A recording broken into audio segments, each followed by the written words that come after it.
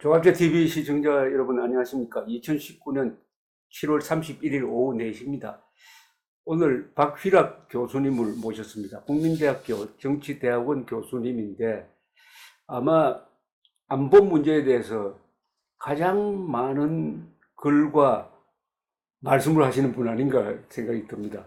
우선 소개를 드리면은 육사 34기 출신이시고 군에서 연대장 그리고 핵심적인 직위인 대북정책과장을 김대중 정부 때 지내고 전역하셔가지고 대학에 가셔가지고 국민대학의 정치대학 원장도 하시고, 물론 그 전에 미국에 유학하셔가지고 미국 워컬리지죠. 내셔널 워컬리지에서 2년 동안 수학하시고 해서 이론과 실제를 겸한 분입니다. 무엇보다도 굉장히 부지런하신 분이고, 요새 더구나 박일학의 40과 60이라는 유튜브까지 시작하셨던데, 하여튼 오늘 잘 만났습니다. 왜냐하면 오늘 새벽에 또 김정은이가 새벽 5시에 미사일 2발을 쏴가지고 오늘 생생한 이 현장감이 있는 이야기를 나누게 되었습니다. 이렇게 와주셔서 감사합니다. 예. 우선 그 유튜브 이야기를 좀 하시죠.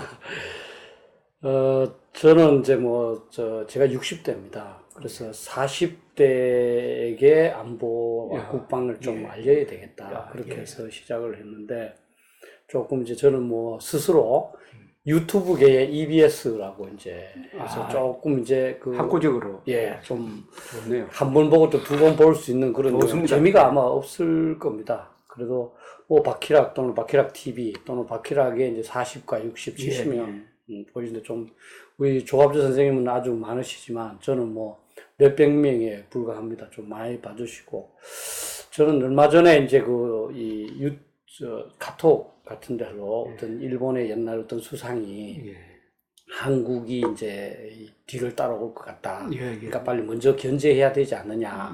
그러니까 그럴 필요가 없다. 한국 사람들은 독서를 안 한다. 독서를 안 한다. 독서를 안 한다. 그래서 일본을 넘어올 수가 없다. 필요 없다. 그래서 최근 저는 국방 문제나 또 안보 문제 여러 가지에서 우리가 결정을 이 올바른 방향으로 못하고 계속 실수하고 나름대로 어떻게 보면 그냥 오답만 찾아가는 그런 것이 이 국방과 안보에 대한 본질적인 지식, 깊은 지식이 없이 그냥 떠도는 지식에 이제 매몰돼서 그런 거 아닌가. 그래서 그런 유튜브를 한번 시도해 봤습니다. 아주 좋은 말씀 하셨는데요. 이게 국방 문제, 안보 문제의 기반으로 들어가면은 결국은 국민 수준입니다. 그렇습니다. 그렇죠? 국민 수준이라고 하면 국민 교양의 수준입니다. 교양의 수준은 독서 수준이기도 해요.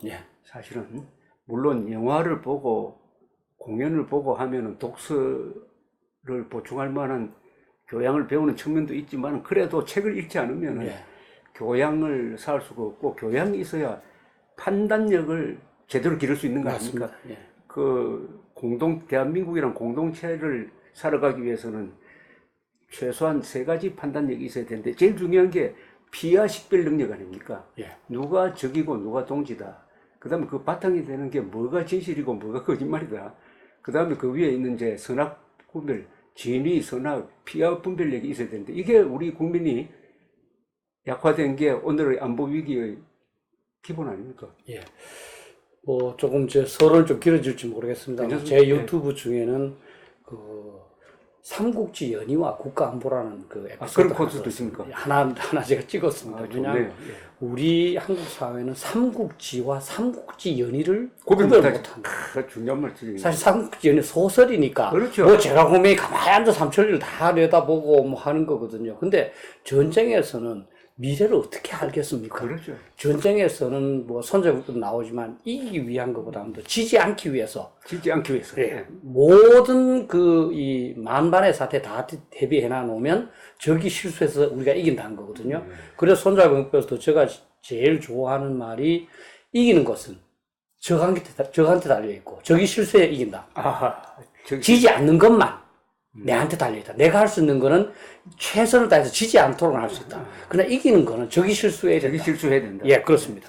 그래서 삼국지 연의식으로 사실 저희들 뭐 안보 토론하면 전부 미국은 어떻고, 그렇죠. 중국은 어떻고, 북한은 그렇죠. 어떻고, 뭐 일본만 계속 밤새도록 그 얘기를 합니다. 예. 그럼 처음부터 아무 근거 없는 얘기를 갖고 말이죠. 그렇습니다. 그걸로 결정할 수도 없고, 그렇죠. 그러한 추측에 의해서, 지금 예를 들어서 뭐 곧 나오겠습니다. 미사일을 쏴도 항상, 이거는 뭐 미국의 어떤 메시지를 보내고, 북한의 메시지를 그 보내고, 이야기 내내 보내고. 지겹게 나옵니다. 예, 북한은 계속적으로 이걸 성능 개량하고 있거든요. 그렇죠. 그러면 그 성능 개량한 미사일이 우리를 공격할 때는 어떻게 방어할 것인가 이걸 논의해야 되는데 계속 그런 그 삼국지 연의식으로만 나름대로 전문 학자는 이게 어떻게 전개될지 알아야만이 또 학자인 것처럼 그렇죠. 그게 저는 우리가 그 독서량이 없어서 이 진실과 그 다음에 사실과 이런 그 어떤 픽션 상상을 구별하지 못한 거 아닌가. 그렇죠. 실제로 정치가나 국가 지도자급에서도 상당히 그런 게 많은 것 같습니다. 거기에 플러스 우리가 한미 동맹에 너무 의존하다 보니까 자주국방 의지가 약해된다니까. 어떻게 보면 실종되는 면도 있어요. 그러다 보니까 설마 김정은이가 속였나? 그 다음에 미국이 가만히 있겠나? 하나는 요행수고 하나는 사대주의인데 여기에 맡기고 웰빙에 집착하다가 보니까 안보 문제까지도 제3자 입장, 국정권 입장에서 분석만 하고 그럼 우리는 뭘 할 거냐 하는 액션 플랜이 없는 공허한 이야기를 너무 오랫동안 했다는. 맞습니다. 너무 오랫동안 했어요. 그리고 국민이 전부 다는 아니지만 상당수 국민이 이런 생각에 빠져들다가 보니까 북한이라는 존재, 북한은 그래도 자주국방하는 체제 아닙니까? 그죠? 그걸 인정해야 되는 거 아닙니까? 북한은 자주국방을 하고 우리는 자주국방을 하지 못한다. 그러니까 우리가 경제력에서 53배나 된다고 하면서도 아직도 북한 겁내고 있는 이런 아주 괴기한 상황이라고 생각합니다. 제가 자주 이제 쓰는 예 중에서 한비자의 이야기 중에서 이런 게 있습니다. 이제 임금이 화가한테 묻습니다. 어떤 그림이 가장 그리기 어렵고 어떤 그림이 쉬우냐. 그러니까 화가 그러는. 저는 강아지가 가장 그리기 어렵습니다. 강아지가 뭐가 그리기 쉽나? 귀신이 제일 쉽습니다. 왜냐하면 선생님도 느끼셨겠지만 강아지는 조금만 잘못 그려도 전부 다가 그게 왜 강아지가 비판을 합니다. 근데 귀신은 아무도 본 사람이 없기 때문에 어떻게 그래도 누구도 비판 못 하거든요. 지금 또 사실은 국제 정세를 따지는 그 류는 밤새도록 너 그렇게까지 알아 서로 칭찬하면서 합니다. 그거는 그냥 귀신거리가 똑같습니다. 저는 뭐 미래 예측은 저는 뭐 할 수 없다고 보는 사람인데 사람인 이상 실제로 미래 예측을 했다면 저는 주식 시장에 가서 전 재산을 털어서 살 수 있느냐? 저는 그것을 확실한 예측을 했냐 안 했냐 척도로 삼고 싶습니다. 자기가 이 주식 오른다. 전 재산 털어 산다면 그것을 맞았다면 그 사람 확실히 예측한 겁니다. 그 이외에는 다 하기 좋은 말입니다. 하기 좋은 말입니다. 예. 오늘 새벽에 2발 쐈는데 그게 사정거리가 250km에 고도가 30km였다. 이것은 무슨 뜻이 있습니까? 저는 사실은 조금 불길한 생각을 합니다. 지난번 이제 7월 25일에는 600km 나갔지 않습니까? 제가 거리를 재봤습니다. 평양에서 부산까지가 이 인터넷상에서는 525km가 나와 있습니다. 그러니까 600km는 한반도 어디든 다 공격할 수 있는, 뭐 평양을 기준으로 해도 더 앞에 나오면 좀 더 쏠 수 있겠지만 그런 거리고요. 제가 평양 서울 거리를 한번 생각을 해봤습니다. 서울 거리가 그 195km입니다. 자, 250이면 서울을 공격하기가 참 좋습니다. 그럼 이제 호도반동과 뭐 거기서 쐈다면은 200km더라고요. 나도 이번에 재봤거든요.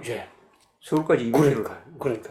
수도권을 때릴 수가 있지. 지난번에도 김정은이가 쏘고 나서 이거는 남한의 이제 우리 말하면 소위 보수층한테 대한 경고다 그랬지 않습니까? 이번에는 서울을 이제 그렇게 한 거 아닌가. 그리고 이제 고도가 굉장히 중요합니다. 30km.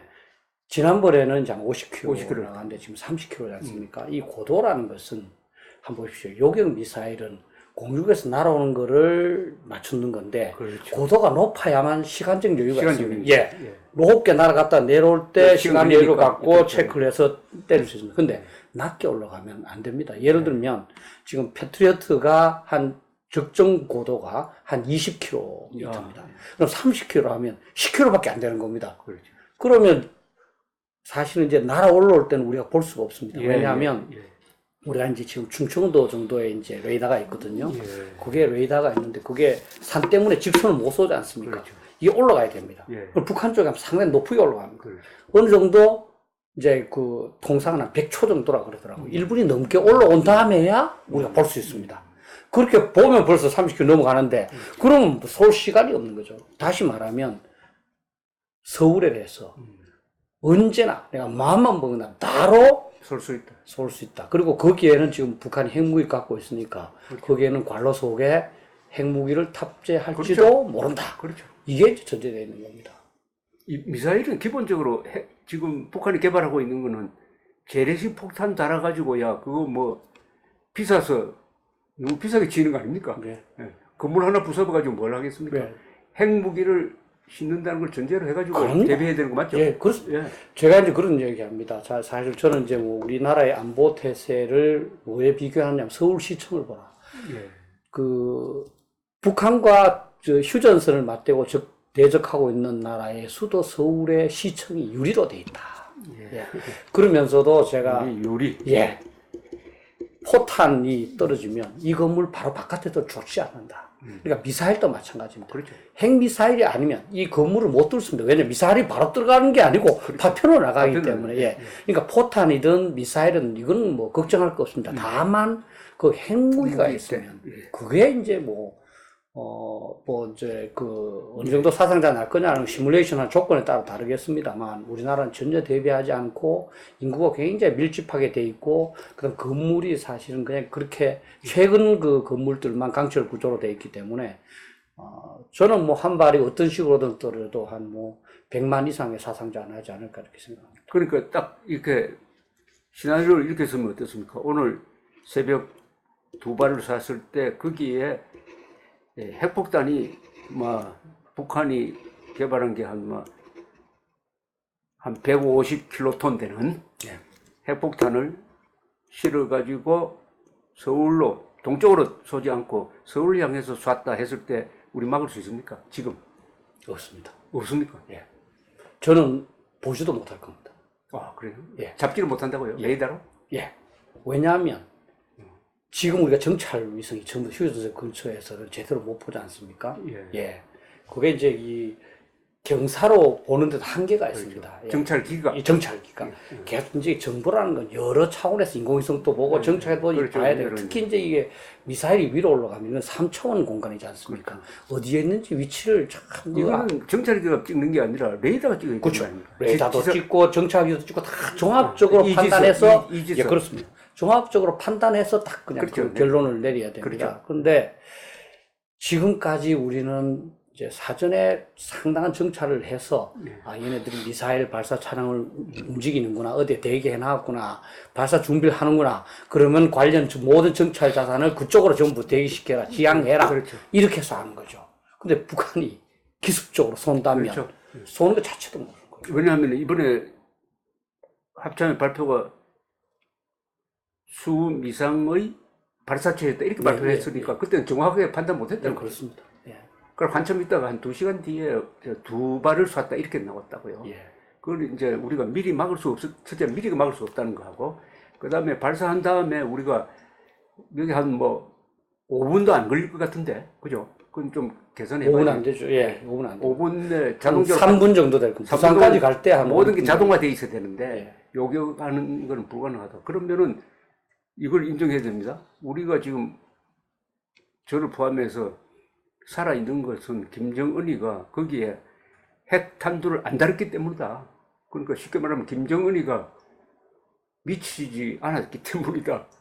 그래서 우리가 살아있다. 이게 진실 아닙니까? 미치지 않았기 때문이라가 아니라 김정은이가 아직 자기가 핵 무기로 위협하거나 또는 사용을 해서 이제 우리 쉽게 말하면 적화통일 할 결정적 시기가 아니라고 판단하고 있을 뿐이죠. 언젠가 김정은은 자 지금이 결정적 시기다. 이제 해야 되겠다. 결행하면 우리는 뭐 한스 모르겐소가 그런 얘기를 했다고 제가 소개했지 않습니까? 그 가장 그 유명한 국제정치학자인데요. Politics Among Nations라는 그 책 속에서 핵 위협 국가에 대해서 비핵 국가가 할 수 있는 선택은 항복하거나 핵 공격받는 두 가지 방법밖에 없다. 핵 공격 받거나 항복하는 거다. 근데 실감이 나는데요. 근데 이 이야기를 해야 되는지 안 해야 되는지 그것도 지금 판단이 안 서는 게 너무 이래 되면 불안해진단 말입니다. 우리 국민들이. 그러나 직시를 해야 대안이 나온다면은 이걸 우리가 알아야 되는데, 그러니까 5천만의 생사가 김정은 한 사람의 마음에 달려 있다고 하면은 이런 상황을 만든 이런 상황에 처해서도 지금 수도권에 방어망을 추가로 만들지도 안 하고 사도도 배치 안 하겠다고 하고 더구나 핵 민방위 훈련도 안 하잖아요. 그렇죠. 그래도 최소한 내가 어디로 피신해야 됐다는 정도는 알고 있어야 되는 거 아닙니까? 예, 제가 사실은 거기에 대해서도 좀 연구를 많이 했습니다. 논문도 쓰고, 사실 2016년 책으로도 만들어서, 뭐, 여기 계시는 분들이 혹시 관심 있으시면 인터넷에 핵 전쟁에서도 살아야 한다. 아, 좋은 제목이네. 예, 핵 전쟁에서 살아야 한다. 그걸 치시면 제가 PDF 파일을 올려놨습니다. 공개를 해버리네. 예. 볼 수 있어요. 어떻게 핵 전쟁에서도 살아야 한답니다. 예. 핵 전쟁에서도 살아야 하니까 꼭 한번.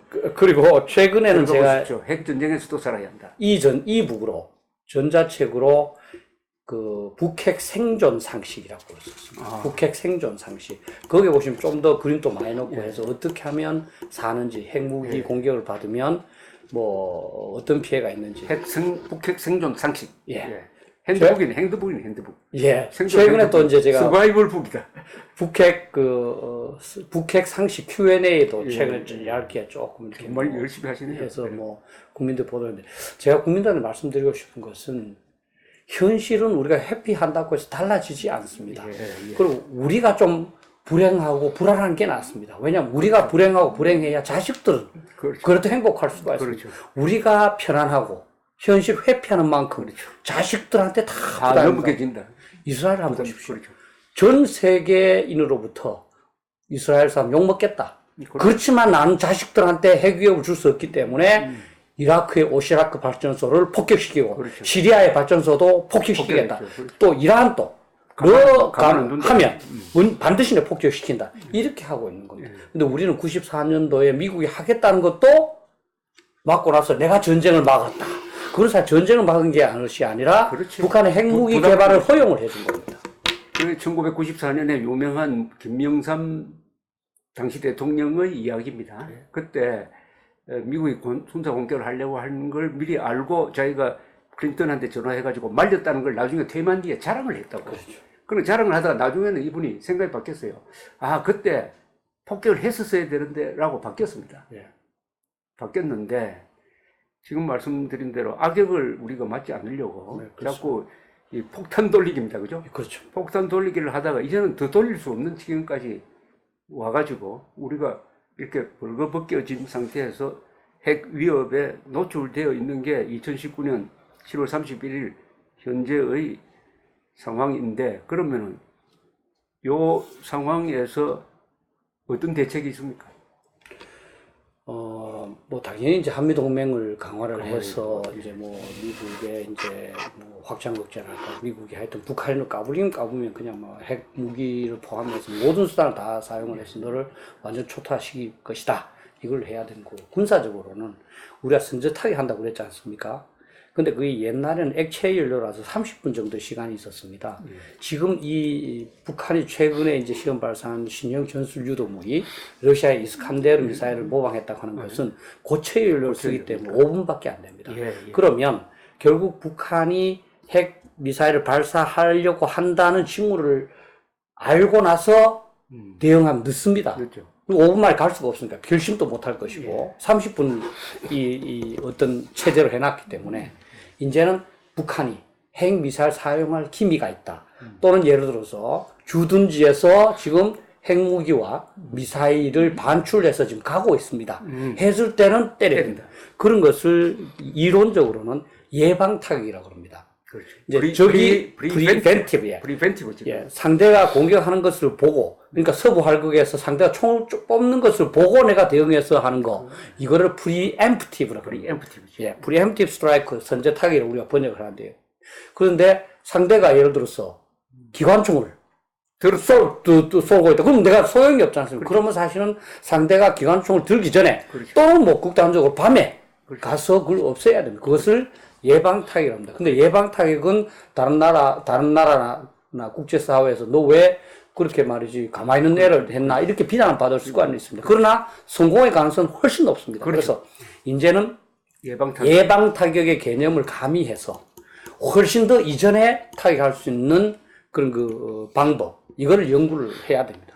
또 한 가지는 이제 미사일 방어가 어렵지 않습니까? 이게 이 이스칸데르급 미사일은 올라갔다가 이제 이 활공기회가 마지막 순간에 또 이렇게 좀 회피 기동을 합니다. 예, 상승했다가.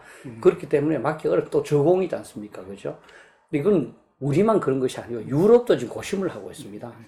우리 뭐 국방부 장관은 팩토리를 뭐 개량하면 할던 그거 아닙니다. 왜냐면 독일은 미국은 그렇게 하면 안 되겠느냐 하니까 독일은 안 된다. 그건 안 된다. 새로 우리가 이 이스칸데르마에 맞는 그런 방어 방법을 개발해야 된다고 그랬습니다. 그래서 결국은 우리는 미사일 방어체를 하면서 미국하고 같이 이 이스칸데르급 미사일에 대한 방어 대책을 빨리 개발해야 됩니다. 우리 지금 뭐 MSAM, LSAM 만들고 있지 않습니까?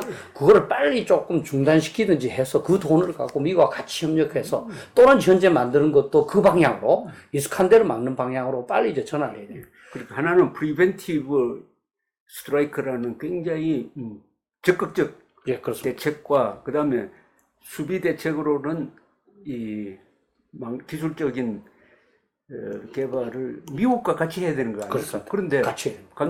이게 어떻게 됐습니까? 김대중 때 미국과 이 미슬 디펜스 MD에 참여 안 했죠. 그런데 이게 그러면 미국은 그러면은 일본하고는 MD를 했습니까? 그 그게 부분이 좀 애매해져 버리거든요. 그 부분이 사실 우리 독서의 문제입니다.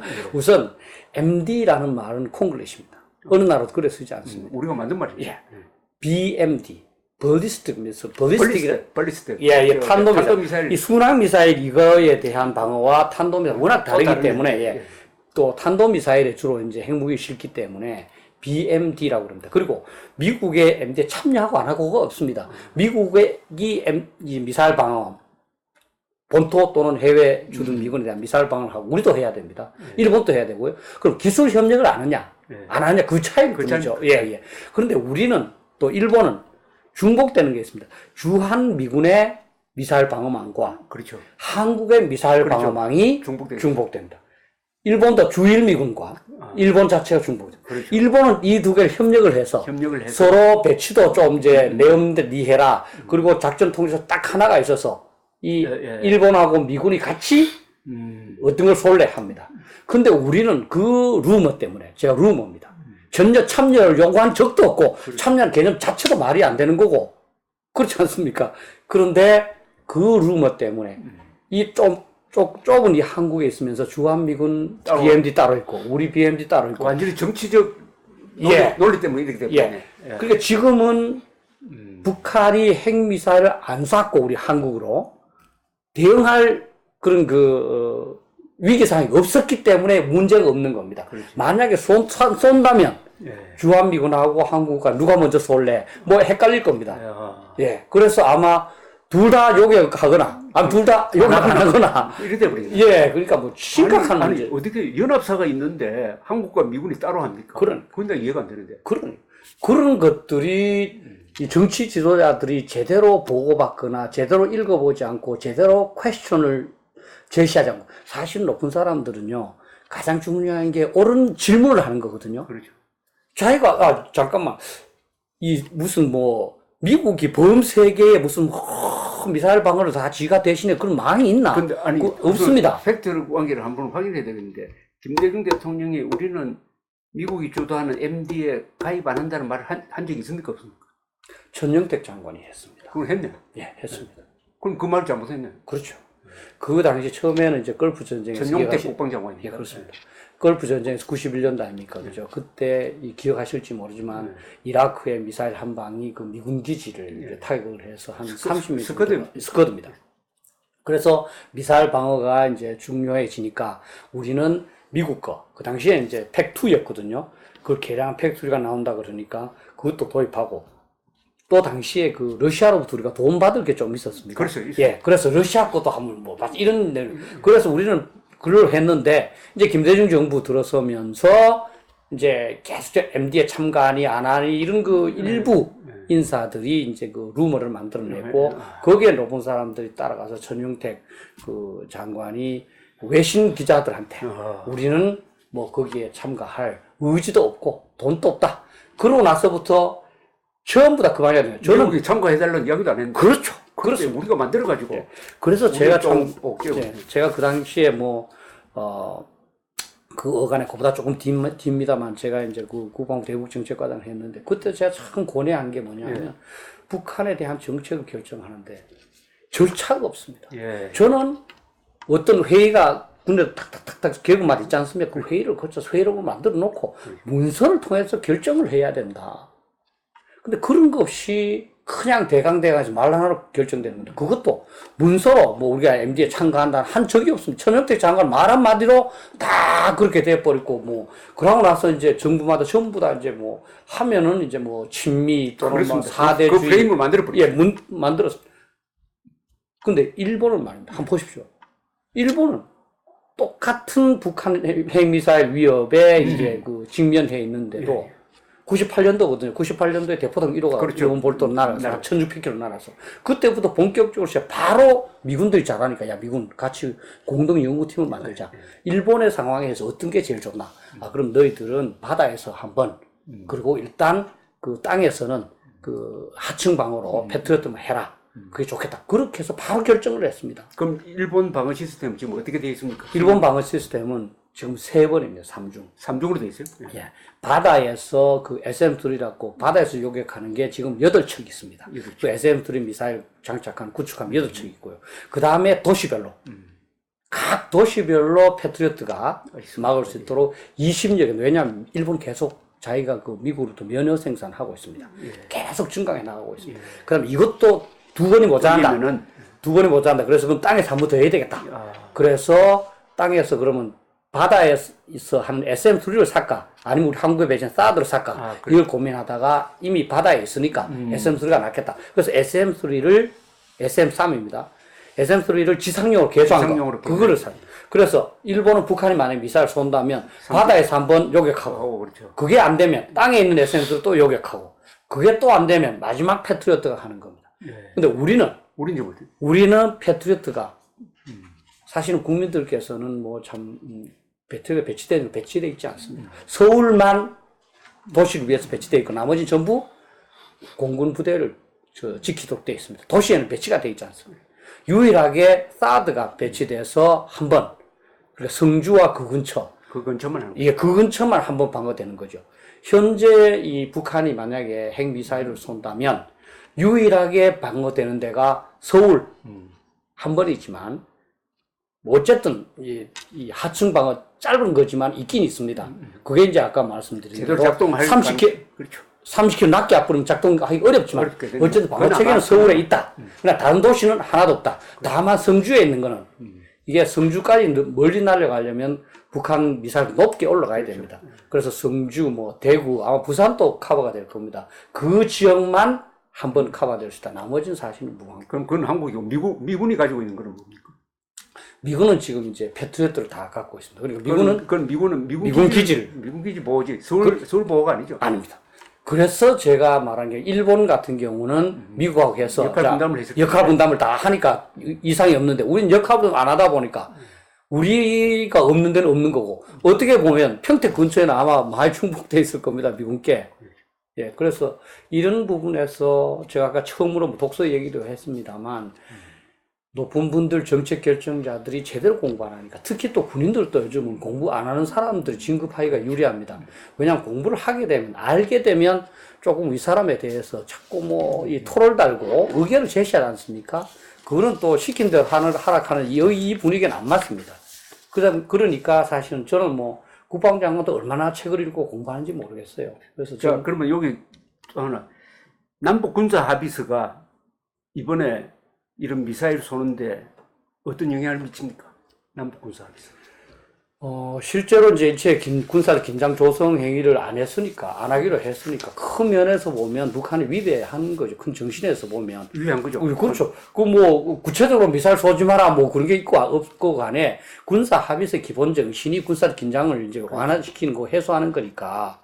그 다음에 아까도 말씀드렸지만 우리가 지금 휴전선 상공에서 봐야만 이게 조금 경사져서 그렇죠. 볼 수 있는데 그 원산 지역을 정확하게 볼 수 있고 거기에 이제 뭐 미사일 발사 차량이 그 전날 이동한다 안 한다 이걸 미사일 쏘기 위한 거다 아니면 그냥 뭐 포 쏘기 위한 거다 다 식별할 수 있고 그러면 자 지금 미사일을 쏘려고 그런다 모든 그 감시 자산은 집중하시오 할 수가 있습니다. 지금 못하기 때문에 못하는 겁니다. 근데 비행금지 구역이 북한의 핵 미사일에 대한 우리의 대응 능력을 약화시킵니까? 네, 약화시키죠. 못 보니까. 그건 굉장한 문제 아닙니까? 치명적인 문제 아닙니까? 치명적인 문제죠. 우리의 눈을 가린 건데. 예. 눈도 이제 우리 국민들께서는 뭐, 북한도 그렇지 않았냐 하지만 한번 보십시오. 이게 여기에 비유하면 우리는 도덕을 지켜야 하는 집입니다. 그렇죠. 우리 CCTV 문제가 아니잖아. 우리 CCTV 다 없애기로 하고, 그렇죠. 도덕의 CCTV를 없애기로 했으니까, 도덕은 CCTV가 필요 없어요. 필요 없죠.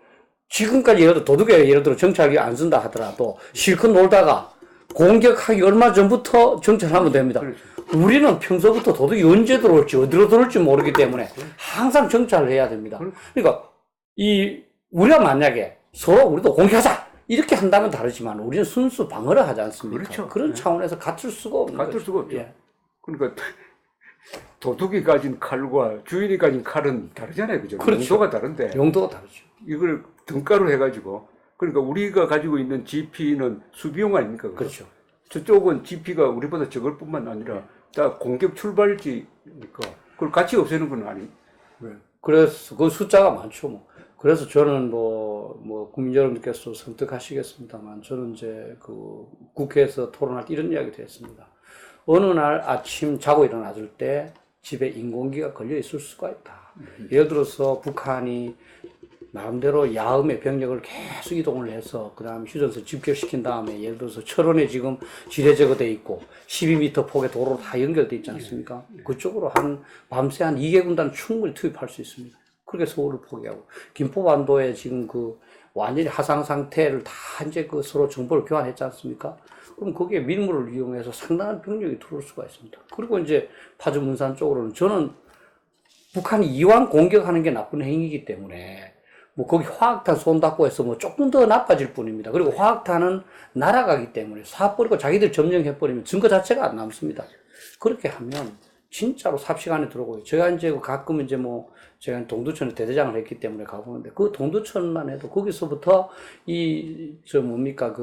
육군 사관학교 쪽으로 오는 그 도로가 전차 방벽 하나 없이 그대로 자동차 전용 도로로 뚫려 있습니다. 참 아마 군사 전략적으로 우리 서울을 보면 참 아마 하루도 불안해서 못 잘 겁니다. 그러니까 거꾸로 김정은은 지금 우리 지도를 이렇게 돌려가지고 이렇게 보면 그 눈앞에 서울이라는 아주 먹음직한 또 결정적인, 그죠? 결정적인 수도권에 2,500만이 살고 핵 방어망도 없고 더구나 상공에 비행금지 구역을 만들어가지고 한국의 압도적인 공군력도 전개 안 되도록 딱 해놨으니까 매일 즐거울 것 같아요. 요거 미사일 발사 포탄 누르면서. 네, 그러니까 서울 북부가 워낙 개발이 돼 있어서 그 도심 지역에 북한 병이 들어와버리면 공군 작전은 못합니다. 피해가 다 혼재돼 버리기 때문에. 흔히 아주 대충의 시나리오. 북한이 재래식 군사력으로 기습 남침해가지고 한강 북쪽을 포위한 상태에서 현 위치에서 휴전 제의하자. 만약 불응하면은 핵무기 쓴다. 이렇게 공갈을 치면서 나올 가능성은 없습니까? 네, 제가 그런 거 몇 군데 시나리오로 줘서 발표도 했습니다. 예. 그게 이제, 딱 한 다음에 우리가 반격을 할 거 아닙니까? 그렇죠. 반격하지 마라. 반격하면 핵무기 쓰겠다. 그리고 내가 서울을 점령하는 목적은 내가 우리 거 하려고 하는 게 아니라 동일하죠. 여기에 이제 이 미국 괴뢰 정부를 쫓아내고 민주 정부를 수립한 다음에 민족 해방 예, 하면서 우리는 2주 또는 3주 후에 간다. 걱정하지 마라. 3주 후에 가니 너무 걱정하지 마라. 근데 그 철수하겠습니까? 2, 3주 후에? 그러고 나서 이제 그러면 미국하고 협상을 하잖아요. 철수 조건을. 그럼 이제 뭐 이 협상하다가 깨는 핑계가 너무너무 많지 않습니까? 그래서 제가 한번 그 유튜브에도